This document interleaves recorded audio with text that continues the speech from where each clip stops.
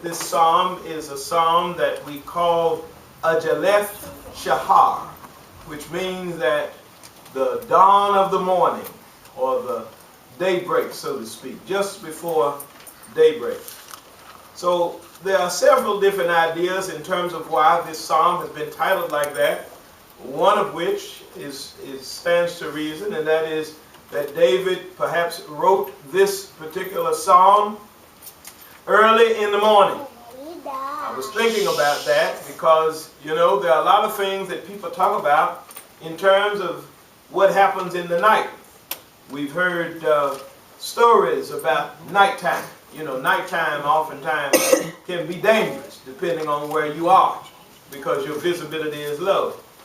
But oftentimes, if you think about it, some of the most heinous crimes happen just before day. Yes. One of the things that we can think about as we think about the timing of just before day is to realize that people have had time often to rest and then get up in a dark space. And so we see that he is writing, however we may find it, this particular text as a shepherd. He is in fact one who has been shepherd, and he will be king and such. And so we find him here as he is pleading for the presence of God, but at the same time we see him in the foreshadow of God as he speaks about the bones, as he talks about the way that his enemies will come about him.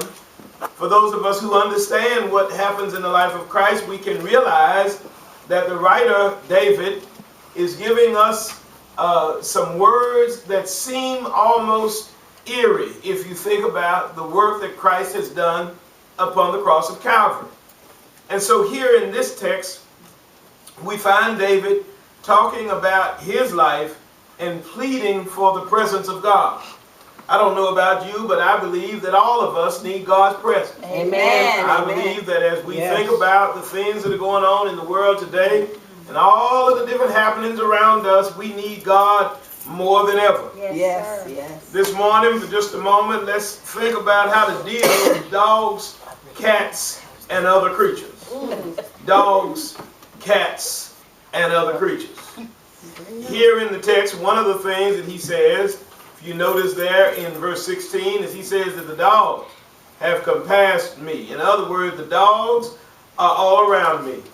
Well, I want you to know that sometimes we find ourselves in life with situations, problems, and people that are very similar to these animals that the writer talks about in the text. You realize that a dog is one that'll come straight at you.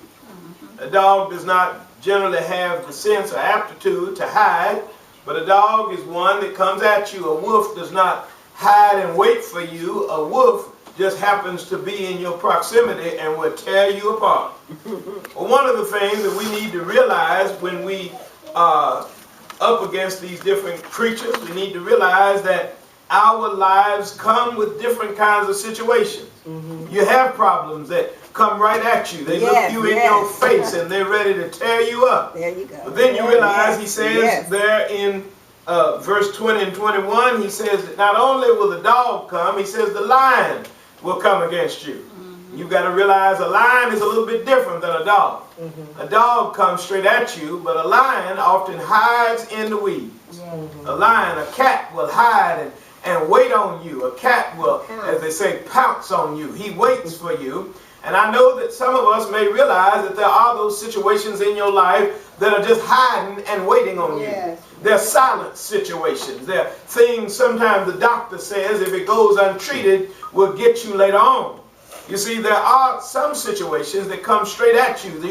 You know they're coming and you got time to even be scared, run, or do whatever you got to do when the dogs come after you. But when the cats come, sometimes you don't even know they're waiting on you. There's some cats waiting on you right now. There's some things that the Lord has been blessing you to get through and you didn't even realize that you were in the snare of the enemy.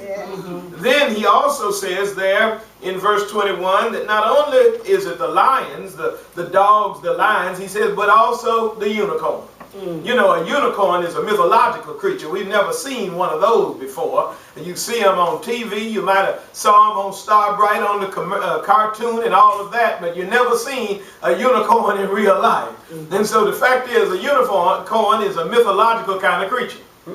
Some of us suffer from things that come right at you. Some of us have some situations that have crept up on us, but then some of us got some situations that seem like they're out of this world. You can't explain it one way or the other. It's some kind of crazy creature that's just coming at you. And sometimes you find yourself in all three of these situations. Right. You got a dog coming at you one way, a cat coming in from another angle, and a unicorn coming in from another side. Many of us have all kinds of issues in our lives. You know, the dogs, the cats, and the other creatures can sometimes scare you and cause you to be fearful. They can cause us, I know when I was a kid, there was a dog on our street, and he, even though he was chained and behind a fence, he had such a fierce sound to him that I would cross the street in order to get around that dog. Sometimes we have to alter our lives, and we choose to be so afraid that we stay in and we do things that we wouldn't ordinarily do because we're scared of the cats, the dogs, and the other creatures.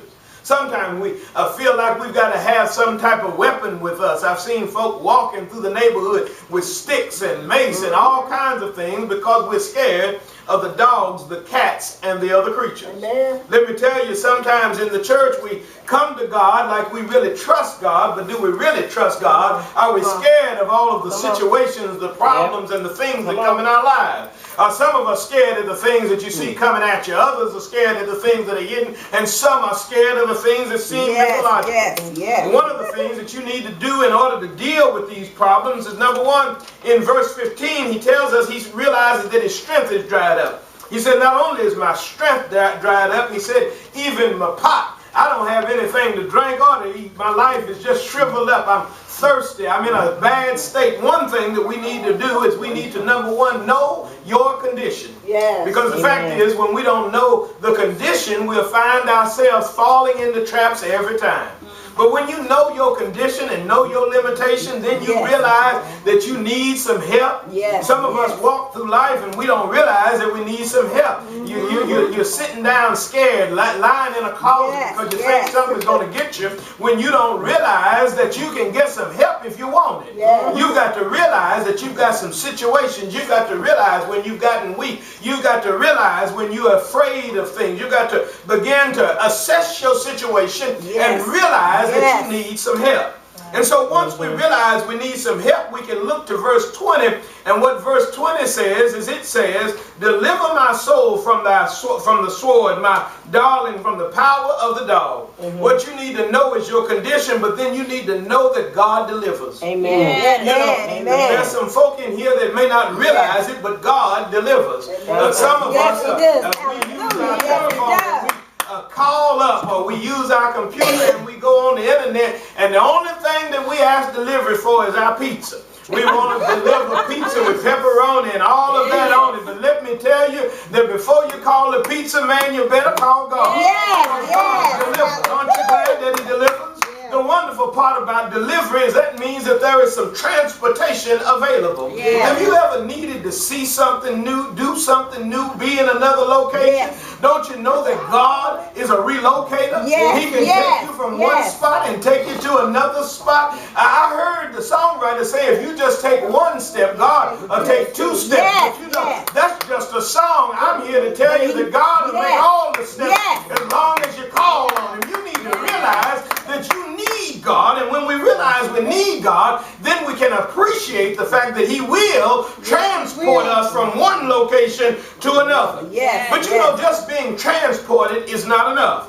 What I've found out, Sister Antoine, is that we can have problems over here, and we can leave here and have problems over there. So sometimes we feel like just being relocated is enough. But Sister McDonald, I'll tell you, relocation is not all that we need, because we need to know our condition. We need to know that God delivers. But if you look at verse 21, it says that God will save me from the lion's mouth. I used to tell folks, say, don't sneeze while you're in the lion's mouth. But when you know God, then you realize that you ought to know that God saves. Oh, I wish I had somebody in the church today that knows their condition, knows that God delivers, but knows that God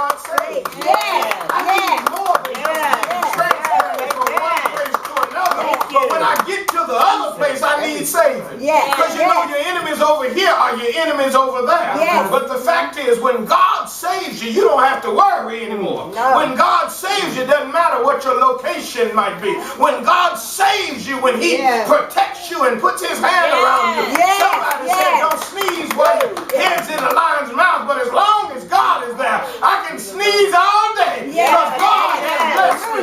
Yes. I can do and act in the presence of God, and He will protect me. Yes. I'm so Yes. glad that the Lord has lifted me. He died on the old rugged cross of Calvary. His name is Jesus. Yes. He came to Yes. save us from Yes. the uttermost to the guttermost. I'm so glad that He lifted me, turned me around, Yes. picked me up from that Yes. low sinking ground. And Yes. Jesus died on the cross of Calvary. Yes, Died He in did. His death power Yes. too. Yes. Got up early one morning to Yes. save you and me. Yes. And so what do you do with the dogs, the cats, and the other creatures? Yes. Turn it over to the Lord. Yes. And Yes. He will work it out. Yes. Yes. Amen. Amen. I'm glad that the Lord saves. I'm glad that He saves.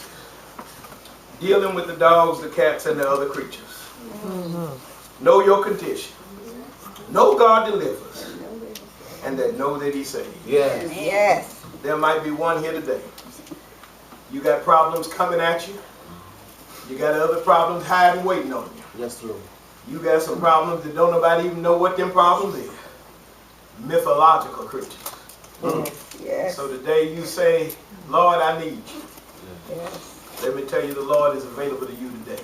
Amen. If you've never accepted Christ in your life, you've never been baptized, this is a wonderful time as we're standing on our feet to come to Jesus.